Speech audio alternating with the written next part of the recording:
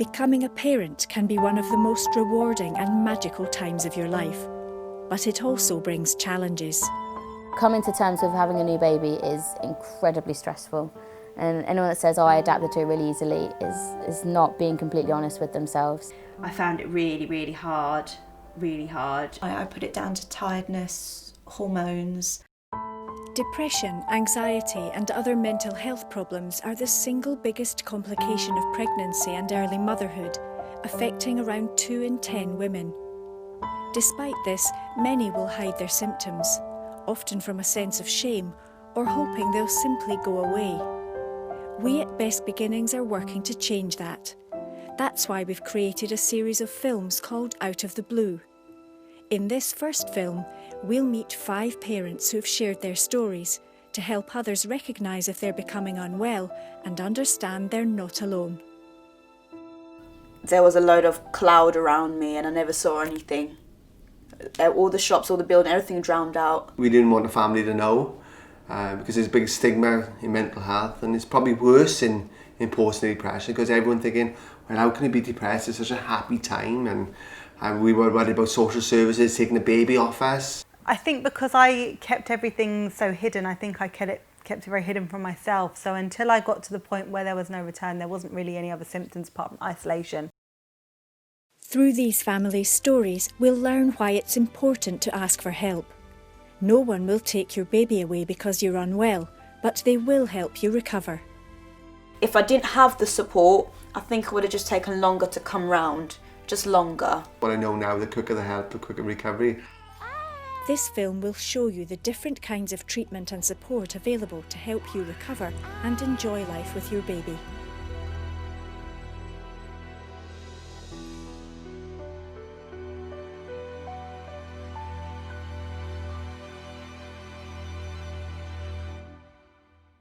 Lily the lion, can you find the la?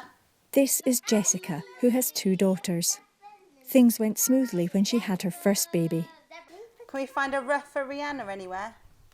But after her second child was born, Jessica felt something wasn't right. In fact, she was developing depression, but at first she didn't recognise it.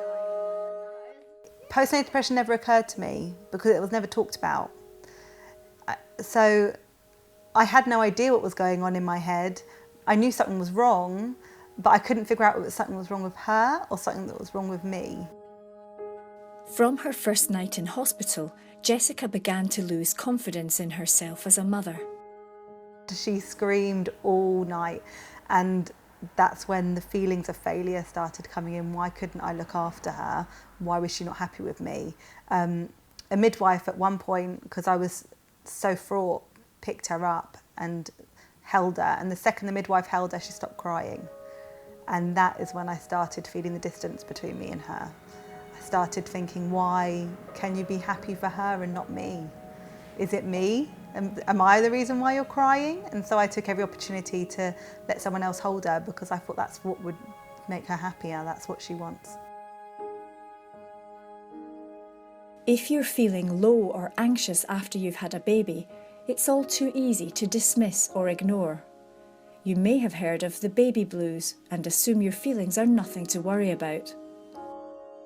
Baby blues usually happens between 3 days, when your baby's 3 days old, up to 5 days old, and that's when you can feel most symptoms. And you might be weepy, you might be irritable, sometimes you might be sad or quite happy and elated and not really understand what's happening, but these symptoms are very short-lived. And by the time your baby gets to 10 days old, those symptoms should have disappeared. If symptoms continue beyond this time, it could be a sign that you're becoming unwell. There are lots of different symptoms that women can experience, but some common ones include feeling low or anxious, being tearful or crying a lot, difficulty getting out of bed or doing normal things, disturbing thoughts, not wanting to look at or hold your baby. Changes in mood during pregnancy and postnatally, and actually at any time in our lives, are a common experience, but sometimes those get really extreme. If it's just ups and downs in mood that come and go, then that's not usually depression, but sometimes is as well. And sometimes what we call depression can happen without your mood being depressed, but with your mood being anxious all of the time, for example, or sometimes just not feeling anything, no pleasure, no interest in things. And if your concentration is affected and your ability to do things, your ability to think clearly is also affected, that's when we start to call this depressive illness as opposed to just feeling low and, as we say, depressed in your mood now and again. Do you want it? Not all women will need specialist help. Sometimes being open about how you're feeling with the people around you can be enough to give you the support you need. Clever girl.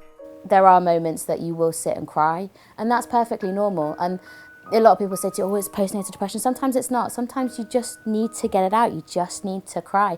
When she's crying and I'm going to stop crying, and you can't help those feelings. It really gets to that point, and then I start crying myself, and then the pair of us are there. That's when Paul will come in and go to bed. And he'll take her for half an hour, and I'll just lay in the bed, and even just laying in the bed away from her for that small amount of time, knowing that she's safe, knowing that she's with somebody and that she's being looked after as well, just gives us both that break. Whether it's your partner, your mum, a sister or a friend or neighbour, asking the people around you for help is one of the things you can do to make a difference to how you're feeling. Some of the things you can do to maintain your own mental health and well-being during pregnancy and postnatally is to make sure that you have a healthy diet, go for gentle walks and exercises, speak to others, accept help. A lot of the time mums feel that they have to do it all and be the perfect mum. It's more important to look after yourself and look after baby, and that often means accepting help from others as well. But sometimes it's hard to know in yourself whether what you're feeling is normal or you need that bit of extra help. Emily was a single mother with 2 young children, both born premature. Facing enormous pressures, Emily felt low and anxious, but like many women, she put on a show of coping. I think it would have been good to be able to feel I could admit that I wasn't feeling great. I was really teary by the incubator, which isn't, that uncommon, but I was always teary. And one of the nurses said, we're going to get a counsellor to talk to you. And I was like, all right, okay. So she came and talked to me, and I did the whole, no, I'm fine bit. Then my mum, she said to me, don't think your mood's very good. You seem very teary all the time. Do you think you should go to the doctor? I was like, no, I'm fine. Like, it's just normal. It's hormones. She was like, okay. And I was like, I'm just tired. It's fine. But then when I went for my 6-week check, it took for someone that didn't know me to turn around to me and go, right, mum, put a hand on my lap and went, how are you? I was like, because it was like one of the first times anyone had actually said to me, right, but how are you? Depression may not show itself the way you might expect.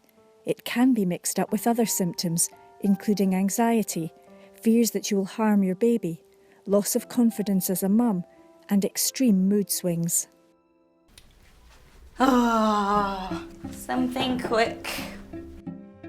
For Charisse, problems began before her baby arrived, when she was still pregnant.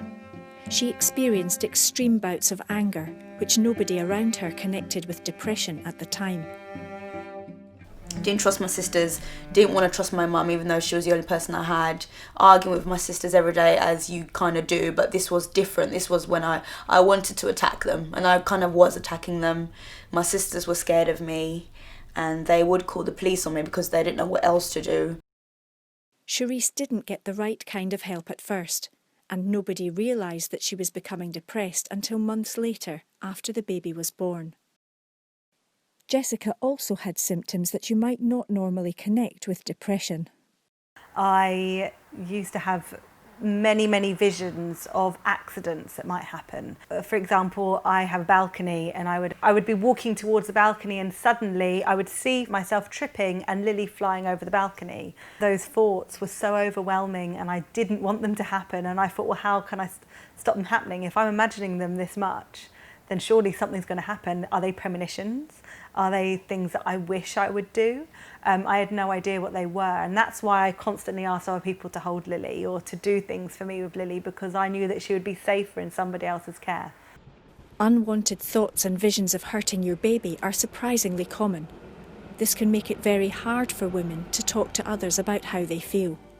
These are not intentions, these are thoughts that horrify women, and we know that there's no risk that women are going to do these things. We know that because it horrifies them. They don't want to do them, but they can't stop the thought coming into their head. Trying to keep your feelings hidden can cut you off from friends and family who could help you. I was very isolated. My friends and family had no idea what was going on, and the only way I could keep that distraction was by them not seeing me. My husband knew something was wrong, but he didn't know what. It's one of those situations where, do I say anything to her? If I say something to her, is she going to think I'm not being very nice? So I think there was a lot of, I don't want to tread on her toes and make her more upset. She's obviously having a hard time. Friends and family don't always know how to respond straight away. When Mark's wife Michelle developed postnatal depression, he found it difficult to understand at first. You know, I'll be honest with you, I was one of those people who didn't think anyone can, you know, why, how can people get depressed? Like, so I was totally uneducated then about depression. We didn't want the family to know because there's a big stigma in mental health, and it's probably worse in postnatal depression because everyone's thinking, well, how can you be depressed? It's such a happy time, and we were worried about social services taking the baby off us. It's a common fear that if you tell someone about a mental health problem, your baby will be taken away. But this is not the case. Our ethos is to make sure that women and babies remain together, and what we want is for a healthy mum, because a healthy mum means a healthy baby. If you had a broken leg, you wouldn't hesitate to tell other people. People would pick you up, drive you to the hospital, you'd have support from them, cups of tea, you'd have support from professionals, you'd have treatment, and you wouldn't feel ashamed about it, and you wouldn't feel frightened. And this really isn't that different. So let other people help you and help you to recover so that you can get back to your normal self quickly. Charisse and Jessica didn't ask for help when they needed it. Without the right treatment and support, they began to struggle and behave in ways that put themselves at risk. Me and my sisters fell out. I wasn't listening to my mum. I was going crazy. I just had to do a basic errand one morning. I had to go and drop off something to a friend. And before I left the house, I was fine. I stormed out the house and walked into the middle of the road. There was a load of cloud around me and I never saw anything. All the shops, all the building, everything drowned out. I just waited at the train station, and as I was waiting there, I don't know what came over me, just a cloud. I can only describe it as a thick fog that I couldn't see out of. A truck was coming, and at that point I said to myself, I'm not moving out the way. I knew that there was a fast train approaching, so the train would whiz through the station. I just started walking towards the edge of the platform. I didn't believe I was killing myself. I believed that it was just going to be easier that way. And I just started walking. And then I remember my sister running up at the back of me, and I remember my partner running behind me into the road, and they grabbed me out of the road. I was really lucky. There was a man there that grabbed me, and he pulled me back and made me sit down. That's when I realised, wow, I need some help. I got home and I looked at my husband and I said, I think I need some help. And then I broke down, and that's when everything came out. Without the right support, Charisse and Jessica's mental health had worsened. Their experiences show how important it is to get help if you need it. Once you've taken the decision to talk to someone, don't be put off if at first you don't get the right person. It wasn't my regular GP that morning. That GP said, oh, well, you know, you've just had a baby, there's going to be some emotions flying around. And my husband said, well, she nearly threw herself in front of a train, she needs help. They said to my husband and to me, well, take these leaflets and go home and have a think about it and come back next week. And when a GP or someone, a medical professional, says something like that to you, you tend to listen because, you know, it's an authority, really. You know, they know what they're talking about. So we went home, and when I got home, my husband went, no, this is wrong. So he sent me back to the GP. We went back the next day. That GP said, no, he held my hands and I cried, and he said, you need some help, don't you? And I just burst into tears.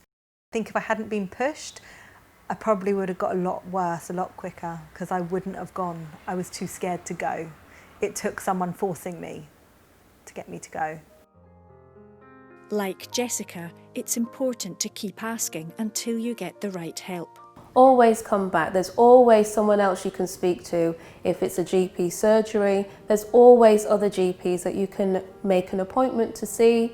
If it's a midwife, you know, as midwives, we generally want to be there to help you and support you. So it is important that you come back and say, well, actually, you advised me this before, but I feel I need extra help and support. Services aren't always the same in all parts of the UK, and it's important to find out what's available in your area. Charisse has had regular visits from the Family Nurse Partnership, who support families under the age of 20 in some parts of the country. Family nurse Dorothy was able to help Charisse find the extra support she needed. I had counselling and things like that. Those weekly sessions just help remind me, okay, Charisse, just stay strong, don't worry, you can get through this, you've got help. Many women find talking therapies helpful. These can include counselling and techniques like cognitive behavioural therapy, or CBT, which focuses on identifying negative patterns of thinking and behaving and working to establish positive, healthy ones. Sometimes talking in a group can help. After her own experiences, Jessica set up a support group for other mothers. It's all very well talking to a professional, you know, and that's fantastic and very necessary. But you also feel so isolated. You're not talking to anybody else that feels quite like you do. We got out of the house. In the sling, and it was a massive achievement. I think it really helped me heal. It was very cathartic for me. For some women, antidepressant medication is advised by their doctor. And we know they're not addictive. We know that they don't make people weaker, they actually help people to recover. And we also know that there are antidepressants that you can take in pregnancy and during breastfeeding. Older generations and stuff, I think people were put on antidepressants and then on them for like 20 years, which that's a whole extreme, and I think they've still got that reputation a bit. But now there's, if you do sort of cognitive therapies as well as medical therapies, and up the cognitive bit and down the medical bit, then you get somewhere in the middle where you've learnt your coping strategies whilst being able to learn these coping strategies because the pills helped up your mood. So because even if they said, oh, don't take the pill, just learn these cognitive therapies and talk and stuff like that, it's like, well, I couldn't even get out of bed because I definitely can't learn anything because I'm so depressed. So if you heighten the mood a bit so that someone can take that on board, then take that bit away and then use those coping mechanisms while you're taking the pills away. Whatever treatment is right for you, the most important thing is to start it as quickly as possible. It will help you recover more quickly and return to being healthy and enjoying life with your baby. If I didn't have the support, I think it would have just taken longer to come round, just longer. Eventually the good days will become good days and the less bad days. Until I felt absolutely okay, I think Lily was just over 1. It was just past her first birthday when I thought, actually, I'm a good mum, I'm okay. I enjoy my children. It was very, very possible that I couldn't have been here appreciating my children now. That's what makes me enjoy them even more.